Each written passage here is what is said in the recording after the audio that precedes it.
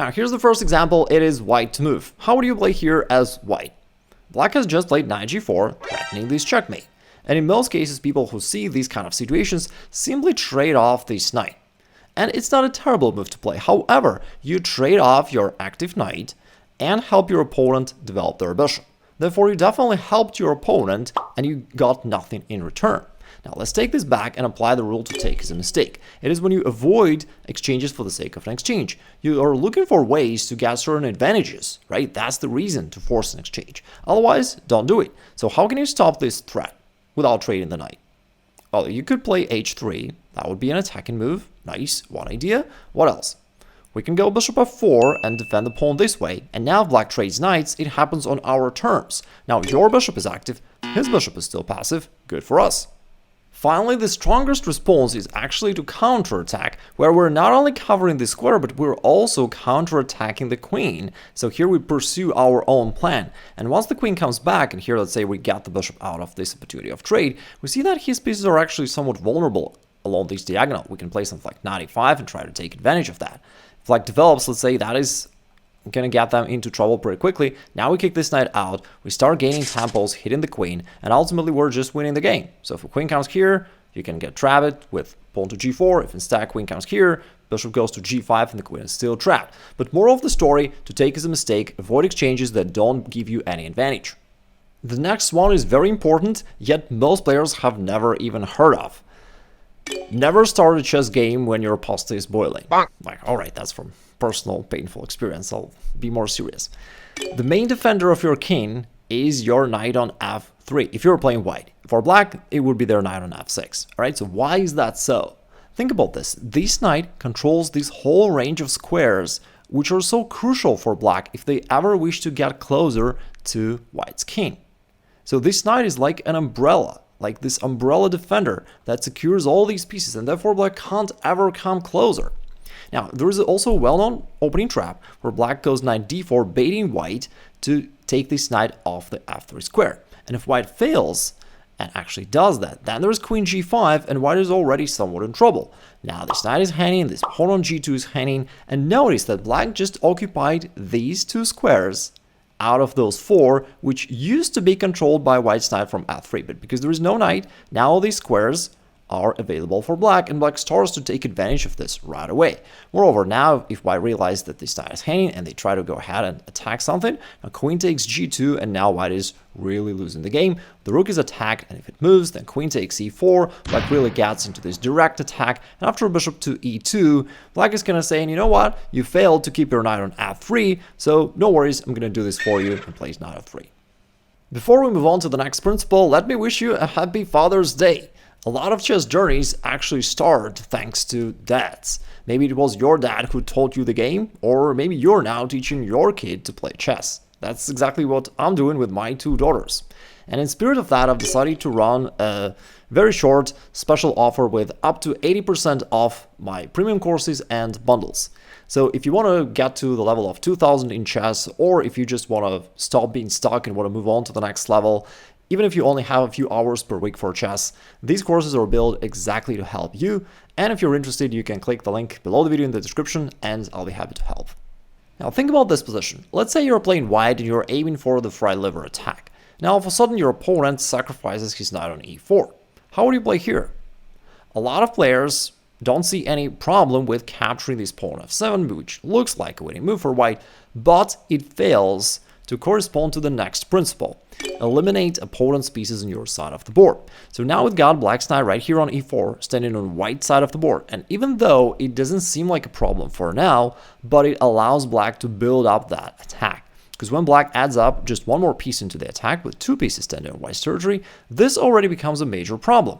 Now this queen takes f2, threat is coming with a checkmate in one move, and it's very problematic for white. For example, if white goes g3 trying to kick the queen out, black can sacrifice the knight and get a winning attack. Now with a couple moves, black gets the job done. At the beginning of black's attacking attempt, it was very easy for white to neutralize this knight on white side of the board. White could have easily captured it, for example. However, white let it stay there, and then black built up their attack very quickly, and it became problematic for white. So, eliminate opponent's pieces on your side of the board quickly. Next example, here white goes pawn c3, undermining your pawn in the middle of the board. How would you play here as black? Most players lightheartedly capture this pawn on c3 because they're unaware of the next principle. Watch over your f7 square. Now, it is the weakest square in your position. It is the only pawn which is in direct contact to your king, and it is only guarded by the king. There is a reason why all these early attacks target this f7 pawn exactly. Think of Scholar's Mate, Fried Liver attack, King's Gambit, and whatnot. All these early attacks target this square, so you always gotta be careful. And here, capturing this pawn c3 opens up the door for white to start this attack or something like this attack targeting this f7 square, and that is why you always need to be careful. So here, for example, bishop takes f7 is pretty strong, calling the king out, then queen d5 comes with a double attack, and white actually gets their piece back right on the next turn while exposing the black king and saving this huge attack.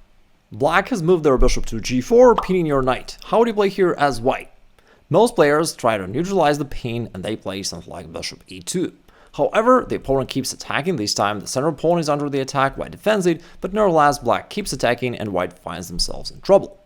Here's the rule to follow instead. Move your piece to the most advanced available square. If you want to develop your knight, it shouldn't go here to the smallest position. Instead, move it to the most advanced available square, which is square b5. That is how you maximize the power of your piece. And here we already start putting pressure. Therefore, right now, it's already far less tempting for black to castle queenside because you can take right there and destroy their pawn chain, so the king will become weak. Also, notice that your position is not cluttered anymore. With the bishop on e2, your queen was very limited in ways where it could move. It couldn't even get off this dangerous d-file.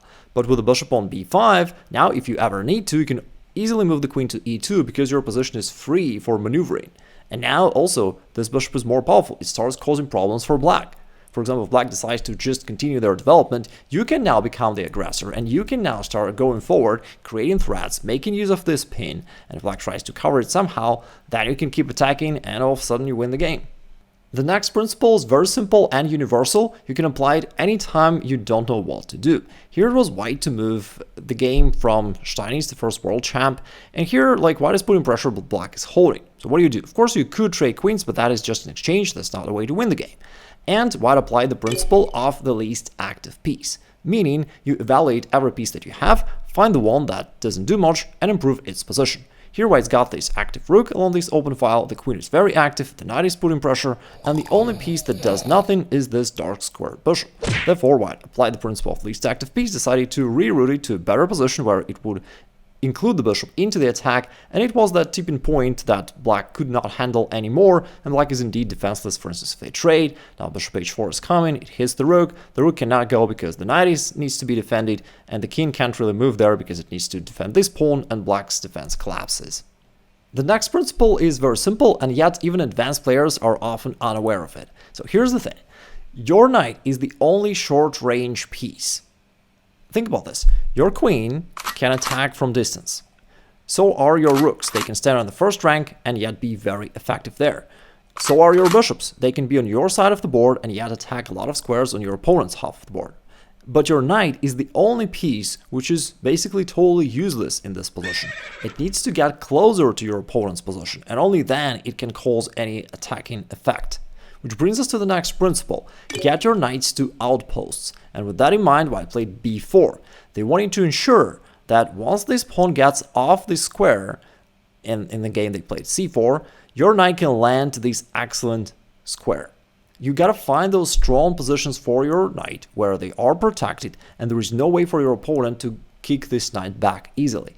In this case, black has no pawns that can possibly go here and chase this knight away, and that ensures that this knight is really strong. It's going to stand there, and now it actually involves very actively into the game, control all these squares, and now it indeed becomes a much more powerful piece.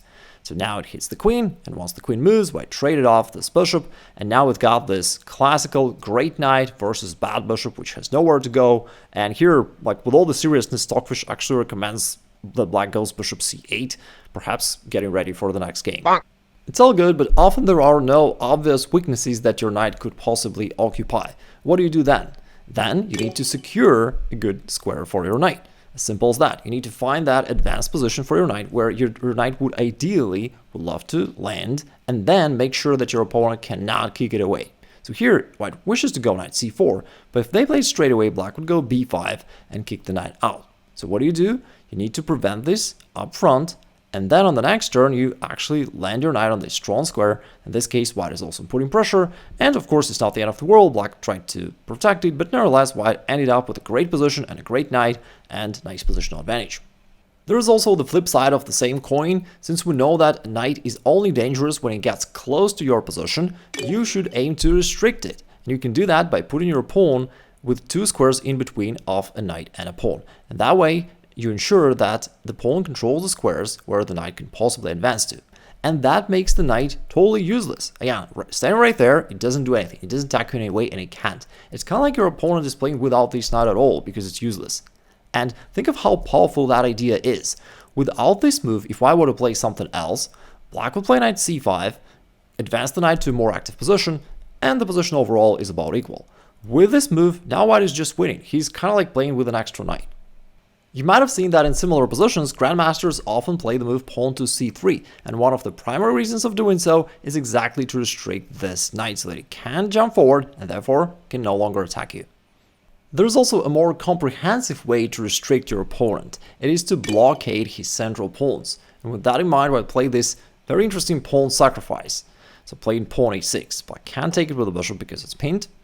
And of course the question is, how about capturing this bishop? But no, I did not blunder it. They prepared this very interesting double attack. Nevertheless, it was better for black to go into this variation, because in the game he decided, well, it's just a free pawn, why not to take it? I'm up a pawn. And yes, but white retreated the bishop. And think about this. Because of these central pawns, black cannot develop the bishop. Therefore, he can't castle, and he can't put his king to safety. He cannot activate his rook. This bishop also can't get out of here. It cannot participate in the game on the king side. The queen cannot get out. Just because of black's own pawns, the position became totally paralyzed. Moreover, white is now threatening queen h5 with a quick checkmate. Black tried to stop that, but now h4, white is keep putting pressure. Now the pawn is attacked again, and black is trying to hold on, but white sacrifices the rook. Quite impressive. Black did not want to eat this high-calorie rook, tried to just hold on, but after a couple of checks, white sacrificed the rook anyway and got the job done. Quite impressive. And don't forget, the Father's Day special offers are going to expire in a few days. If you're interested, you may click the link below the video and check this out right now. Otherwise, you may wish to see this video where I cover my favorite aggressive opening for white.